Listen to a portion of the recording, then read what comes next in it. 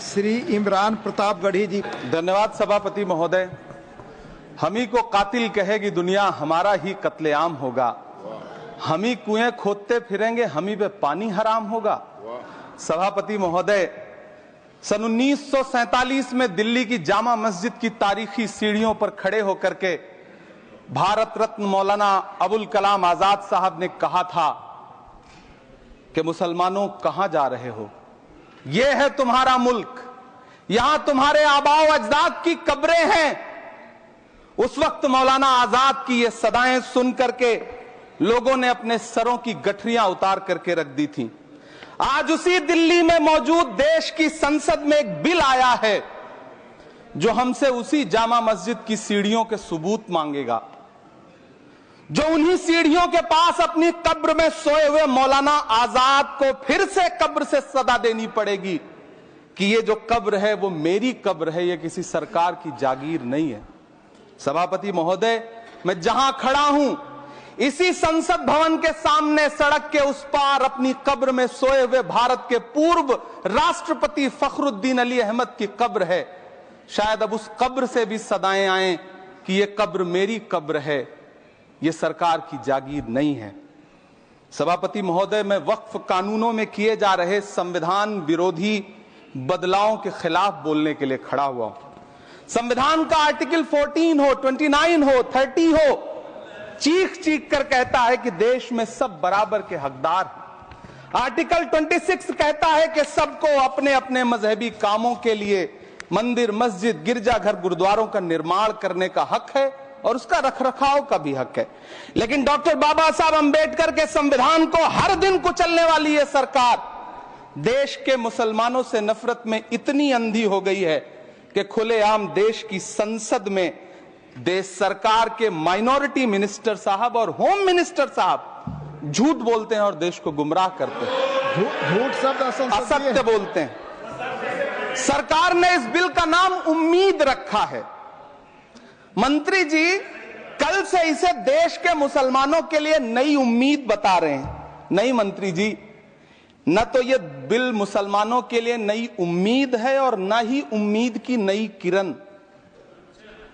सभापति महोदय, भाजपा ने पूरे देश में वक्फ के नाम पर कई सारे झूठ फैलाए हैं। आइए आज उनकी सच्चाई पर बात करते हैं। वक्फ ट्रिब्यूनल को ऐसे बताया जाता है जैसे वक्फ ट्रिब्यूनल कोई मजहबी खाप पंचायत हो। सभापति महोदय, जबकि सच्चाई यह है कि वक्फ ट्रिब्यूनल भी तो सरकारी न्यायिक विभाग है जिसमें सरकार द्वारा नियुक्त जज होते हैं, जिसमें प्रशासनिक अधिकारी होते हैं, कहीं ऊपर से थोड़ी आ गए। सभापति महोदय, देश के गृह मंत्री जी ने इसी सदन में कहा कि वक्फ ट्रिब्यूनल के फैसले के खिलाफ कोई कोर्ट नहीं जा सकता, जबकि सच यह है कि वक्फ एक्ट 1995 की धारा 83(9) के तहत हाई कोर्ट वक्फ ट्रिब्यूनल के फैसले की न सिर्फ समीक्षा कर सकता है बल्कि उसे बदल भी सकता है। सच तो यह है कि वक्फ बोर्ड खुद अपनी जमीनों के लिए कई सारी कोर्ट में मुकदमे लड़ रहा है। सभापति महोदय, दिल्ली की जिन 123 संपत्तियों को लेकर कल माइनॉरिटी मिनिस्टर, होम मिनिस्टर साहब और अभी आदरणीय नेता सदन बात कर रहे थे, आइए उनकी सच्चाइयों पे भी बात करते हैं। 1911 में जब अंग्रेजी हुकूमत ने कोलकाता के बजाय दिल्ली को राजधानी बनाने का फैसला किया तो रायसीना हिल्स के चारों तरफ जो मुसलमानों की ढेर सारी जमीनें थी उनको एक्वायर किया गया और लुटियन को इसकी तामीर की जिम्मेदारी सौंपी गई। सेंट्रल विस्टा की तरह लुटियन जोन का मेगा प्लान तैयार हुआ, लेकिन उस वक्त के मुसलमानों ने उस वक्त की अंग्रेजी हुकूमत से अपनी इबादत गाहों को बचाने के लिए लड़ाई लड़ी। मामला ब्रिटिश गवर्नमेंट तक पहुंचा। तब यह तय हुआ कि वो जो धार्मिक स्थल हैं उन्हें जस का तस रहने दिया जाएगा। इंडिया गेट के बगल वाली मस्जिद हो, जाप्तागंज, सुनहरी बाग मस्जिद हो, पार्लियामेंट रोड वाली मस्जिद हो, ऐसी 123 संपत्तियों के मैनेजमेंट के लिए 1913 में मुसलमान वक्फ वैलिडेशन एक्ट बना और उसके बाद एक नया शहर बसाया गया जिसे लुटियंस जोन का नाम दिया गया। फिर 1943-45 के बीच एक और समझौता हुआ आजादी से पहले उसके तहत काफी सारी वक्फ जायदादों को सुन्नी मजलिस औकाफ बनाकर उसके अंडर किया गया ताकि उसकी देखरेख की जा सके। गृह मंत्री जी 2 दिन से सदन में जो बात कह रहे हैं वो दरअसल 123 संपत्तियां उसी सुन्नी मजलिस औकाफ के तहत आती है। सभापति महोदय, आजाद भारत आजाद हुआ। आजादी के बाद भारत में 1954 में वक्फ एक्ट लागू हुआ, जिसकी धारा 9 के तहत 1964 में केंद्रीय वक्फ काउंसिल का गठन हुआ।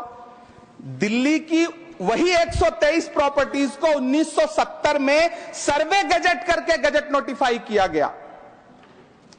इसके निपटारे के लिए पूर्व प्रधानमंत्री इंदिरा जी के द्वारा 1974 में एक बर्नी कमेटी बनाई गई। बर्नी कमेटी ने 1976 में इन 123 संपत्तियों को दिल्ली वक्फ बोर्ड की संपत्ति होने की रिपोर्ट सौंपी। उस रिपोर्ट के आधार पर 1984 में कांग्रेस सरकार ने उन 123 प्रॉपर्टीज को दिल्ली वक्फ बोर्ड को सौंपने का फैसला किया, जिसके खिलाफ विश्व हिंदू परिषद कोर्ट गई। मामला 2011 तक पेंडिंग रहा। फिर 2011 में कोर्ट ने सरकार को आदेशित किया कि इसका निपटारा करो। तब 2013 में तत्कालीन यूपीए सरकार ने दिल्ली की उन्हीं 123 जायदादों को बर्नी कमेटी की सिफारिशों के मुताबिक वक्फ बोर्ड के हवाले किया। यही वो प्रॉपर्टीज हैं जिनके नाम से गृह मंत्री जी कल से कांग्रेस को कोस रहे हैं। फिर आई 2014 में भाजपा की सरकार, जो तब से इन जमीनों को हड़पने की साजिश कर रही है। जिस बिल को मुसलमानों के हुकूक की हिफाजत करने वाला बिल बताया जा रहा है, उसी को पेश करने के लिए और उस पर बात करने के लिए लोकसभा में भाजपा सरकार के पास एक भी मुस्लिम सांसद नहीं है। जिस वक्त, मैं लोकसभा कह रहा हूं, सुना करिए, जिस वक्फ बिल को मुस्लिम महिलाओं को हक दिलाने वाला बताया जा रहा है, उसे संसद में पेश करने वाली पार्टी के पास न तो राज्यसभा में, न लोकसभा में, न देश की किसी विधानसभा में एक भी मुस्लिम महिला सदस्य नहीं। कल किरण रिजिजू जी कह रहे थे कि रेलवे की जमीनें देश की जमीनें हैं, डिफेंस की जमीनें देश की जमीनें हैं। हां मंत्री जी, हैं, बिल्कुल हैं। ये जो वक्फ की जमीनें हैं, ये हमारे पुरखों ने धार्मिक कामों के लिए डोनेट किया है। तो हम भी तो इसी देश के नागरिक हैं, हम भी तो इसी देश के बेटे हैं। तो वक्फ की जमीनें भी तो इसी देश की जमीनें हैं, उनको पराया क्यों बोलते हैं आप? सभापति महोदय, अशफाकुल्लाह खान जब फैजाबाद की जेल में फांसी के फंदे पर झूल रहे थे, तो इसी देश की जमीन के लिए झूल रहे थे ना। सभापति महोदय, अंडमान की जेल में काला पानी की सजा काटकर अपनी जान देने वाले मौलाना फजले हक खैराबादी हो या शेर खान अफरीदी हो, वो भी तो इसी जमीन के लिए अपनी जान दे रहे थे ना।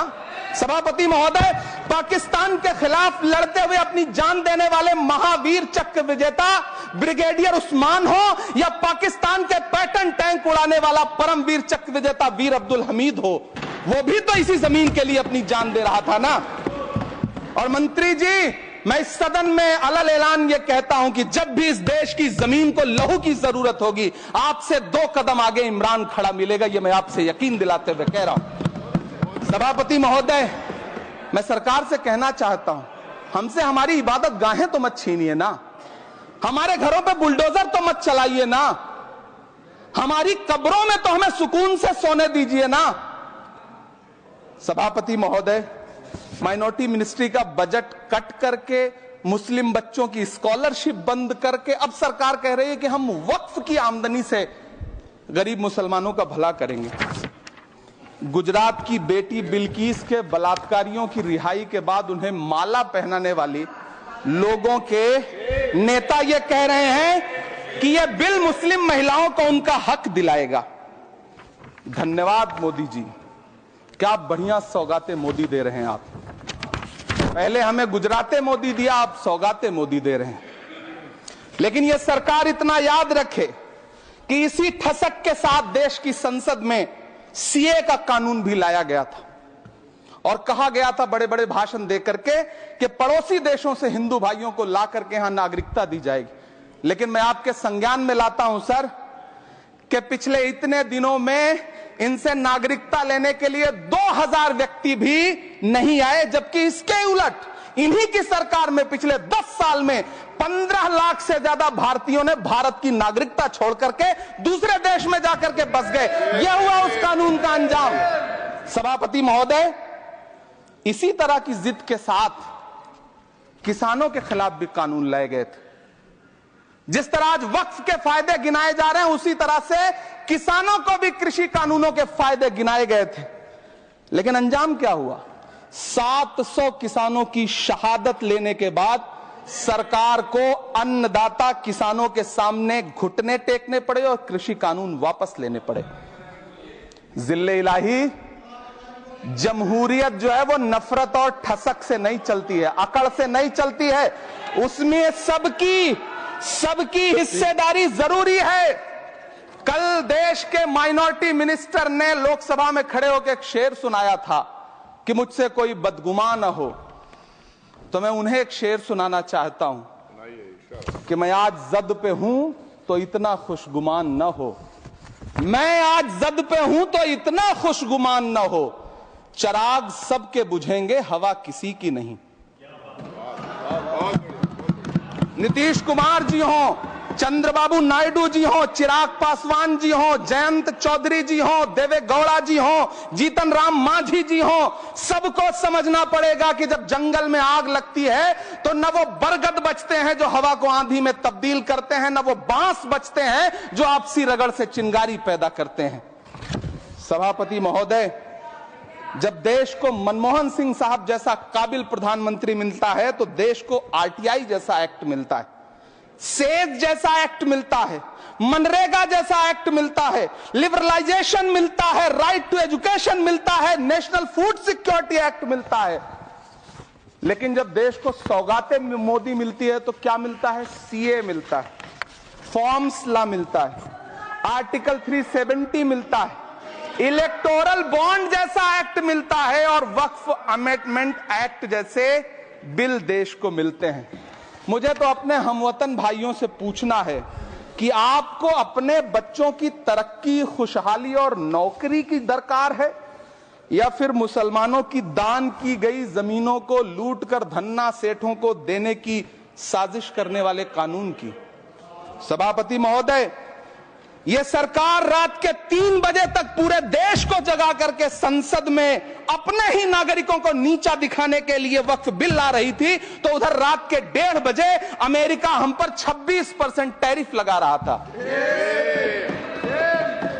सरकार की प्राथमिकताएं देश को पता। सभापति महोदय, मैं बहुत भावुक हूं आज, और मुझे अच्छा लगा कि आदरणीय नेता सदन जगत प्रकाश नड्डा जी ने बहुत अच्छी बातें भी की, मन से बातें की। क्योंकि उनके नाम में प्रकाश जुड़ा है तो मैं उनमें हमेशा एक रोशनी की किरण देखता हूं। मैं उनके सामने बहुत अदब से यह बात कहना चाहता हूं कि चरागों के सफर में दबदबा हो आंधियों का तो फिर अंजाम जुल्मत के सिवा कुछ भी नहीं होगा। यह दुनिया नफरतों के आखिरी स्टेज पर है, इलाज इसका मोहब्बत के सिवा कुछ भी नहीं होगा। मैं भावुक हूं, मेरी पलकें गीली हैं। अगर देश की एक बहुत बड़ी आबादी को लगता है कि आप उसका भला करने के लिए नहीं बल्कि उनकी इबादतगाहों, उनकी कब्रिस्तानों, उनकी खानकाहों को बर्बाद करने का बिल ला रहे हैं, तो फिर आप अगर समझाने में नाकामयाब रहे हैं तो यह आपकी नाकामयाबी है। पहले समझाइए, उसके बाद कोई बिल लेकर के आइए, तब शायद हम आपका इतनी पुरजोर तरीके से विरोध ना करें। लेकिन सभापति महोदय, मैं अंत में सिर्फ इतना कहना चाहता हूं कि इस बिल में जो भी पॉइंट्स दिए गए हैं, बॉम्सी पोर्टल देख लीजिए, सरकार का झूठ आपको पकड़ में आ जाएगा। हम डरे नहीं हैं, हम सिर्फ सरकार से अपील कर रहे हैं कि हमें अपना समझिए। हम आपके अपने हैं, इस देश के नागरिक हैं और आप ताकत में हैं। संख्या बल के आधार पर बिल हो सकता है आप पास करा लें, लेकिन आपको यह बात समझनी पड़ेगी कि हम तो वो तारीख हैं, जहनों में रहना है जिसे, कागजी पुर्जे नहीं जो फाड़ डाले जाएंगे। जिस जमीन पर मैं खड़ा हूं यह मेरी पहचान है। आप आंधी हैं तो क्या मुझको उड़ा ले जाएंगे? आपको यह बात समझनी पड़ेगी। आपको अगर इतना विपक्ष की तरफ से पहले जेपीसी में इतने सारे पॉइंट्स आए और उसके बाद कल से लोकसभा में और राज्यसभा में सुझाव आप सुनने को तैयार नहीं है, लोगों की शंका को दूर करने के बारे में आप बिल्कुल सोच नहीं रहे, बस आप कह रहे हैं यह बिल उम्मीद की नई किरण है। नहीं साहब, इसे भले किरण जी लेके आए हैं, लेकिन ये उम्मीद की नहीं बल्कि नाउम्मीदी की किरण है। और इस देश की एक बहुत बड़ी आबादी इस बात से खदशे में है, शक में है कि आप सीधे उनकी जमीनों को लूट करके धन्ना सेठों को बेचना चाहते हैं। मेरी अब भी आपसे अपील है कि इस बिल को वापस लीजिए। यह बिल कहीं से आपके अपने नागरिकों के लिए अच्छा नहीं है। यह बिल सिर्फ इस देश के मुसलमानों को नीचा दिखाने का और अपने एक ऐसे मतदाता वर्ग को खुश करने का बिल है जिनको इस बिल के पास हो जाने से कुछ मिलेगा भी नहीं, लेकिन आप एक नैरेटिव देना चाहते हैं, एक मैसेज देना चाहते हैं। मेरी आपसे अपील है कि कृपया ये जो सबका साथ सबका विकास का नारा है, इस नारे को रत्ती भर तो चरित्रार्थ कर दीजिए। बहुत बहुत